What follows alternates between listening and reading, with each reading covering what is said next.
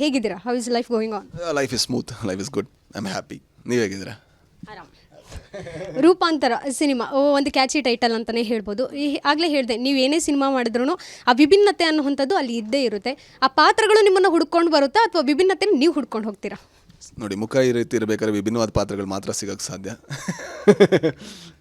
ಇಲ್ಲ ಅಂದರೆ ಯಾವುದು ಎಕ್ಸೈಟ್ ಆಗುತ್ತೆ, ಯಾವುದು ಖುಷಿ ಕೊಡುತ್ತೆ, ಅದು ಒಬ್ಬೊಬ್ಬರಿಗೆ ಒಂದೊಂದು ವಿಷಯ ಆಗಿರುತ್ತೆ. ನನಗೆ ಈ ರೀತಿಯ ಹೊಸ ಕಥೆಗಳು, ಹೊಸ ವಿಷಯಗಳು ನನಗೆ ತುಂಬ ಎಕ್ಸೈಟ್ ಮಾಡುತ್ತೆ. ಆ ಕಾರಣದಿಂದಾಗಿ ಐ ಥಿಂಕ್ ಒಳ್ಳೊಳ್ಳೆ ಪಾತ್ರಗಳು ದೇವರದಲ್ಲಿ ಬರ್ತಾ ಇದೆ, ಮುಂದೆ ಕೂಡ ಬರುತ್ತೆ ಅಂತ ಅನ್ಕೋತೀನಿ. ಬಟ್ ರೂಪಾಂತರ ನಾನು ಇಷ್ಟಪಡುವಂಥ ಒಂದು ಒಳ್ಳೆಯ ಸಿನಿಮಾ. ಫಾರ್ಚುನೇಟ್ಲಿ ಜನಗಳಿಗೆ ಕೂಡ ಅಷ್ಟೇ ಇಷ್ಟ ಆಗುತ್ತೆ ಅಂತ ನಾನು ಭಾವಿಸ್ತೀನಿ.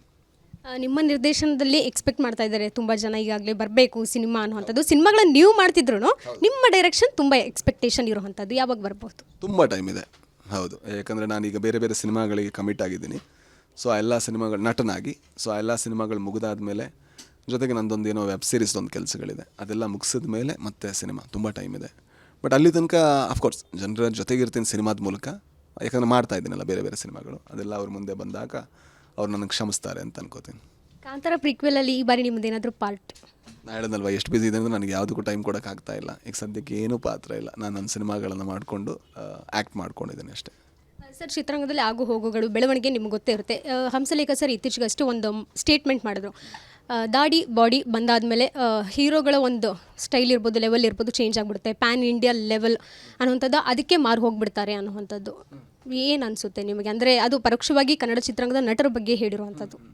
ಕನ್ನಡ ಮಾತ್ರ ಅಲ್ಲ, ಎಲ್ಲ ಕಡೆ ಅದು ಬದಲಾವಣೆ ಇದ್ದೇ ಇದೆ. ತೆಲುಗಲ್ಲೂ ಅದು ಇದೆ, ತಮಿಳಲ್ಲೂ ಅದು ನಡೀತಾ ಇದೆ.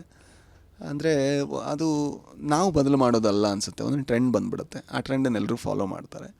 ಹಾಗಂತ ನಾವು ಯಾರ ಕೆರಿಯರ್ನು ನಾವು ಡಿಸೈಡ್ ಮಾಡುವಂಥ ಹಕ್ಕಿಲ್ಲ.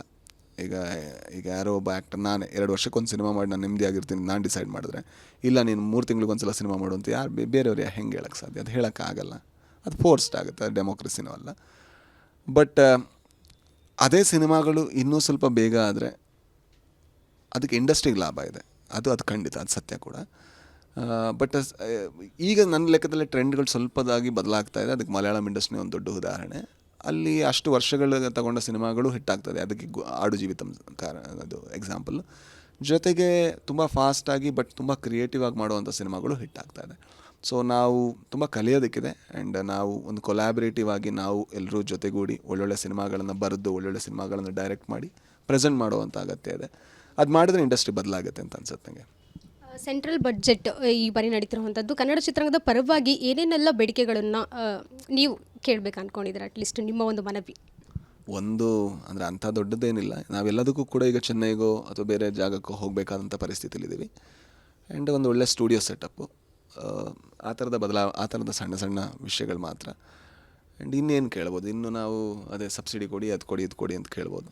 ಬಟ್ ಅದೆಲ್ಲ ಇಂಡಸ್ಟ್ರಿನ ಉದ್ಧಾರ ಮಾಡುತ್ತೆ ಅಂತ ನನಗೆ ನಂಬಿಕೆ ಇಲ್ಲ. ನನಗಿರುವಂಥದ್ದು ಏನಂದರೆ ಒಳ್ಳೆ ಸಿನಿಮಾಗಳನ್ನು ಮಾಡಬೇಕು. ಆ್ಯಂಡ್ ಕನ್ನಡ ಸಿನಿಮಾಗಳಿಗೆ ಸಪೋರ್ಟ್ ಆಗುವಂಥ, ನನಗೆ ಗೊತ್ತಿಲ್ಲ ಅಂದರೆ ಯಾವ ರೀತಿಯ, ಅಂದರೆ ನಾನು ಅಂತ ಅಷ್ಟು ಎಕ್ಸ್ಪೀರಿಯನ್ಸ್ ಇಲ್ಲದೆ ಇರೋನು. ಏನು ಬದಲು ಮಾಡಿದ್ರೆ ಬಜೆಟಲ್ಲಿ ಏನು ಚೇಂಜ್ ಆಗುತ್ತೆ ಅದು ನನಗೆ ಗೊತ್ತಿಲ್ಲ. ಹಾಗಾಗಿ ಅದ್ರ ಬಗ್ಗೆ ಮಾತಾಡೋದಕ್ಕೆ ನನಗೆ ಯೋಗ್ಯತೆ ಇಲ್ಲ ಅನಿಸುತ್ತೆ.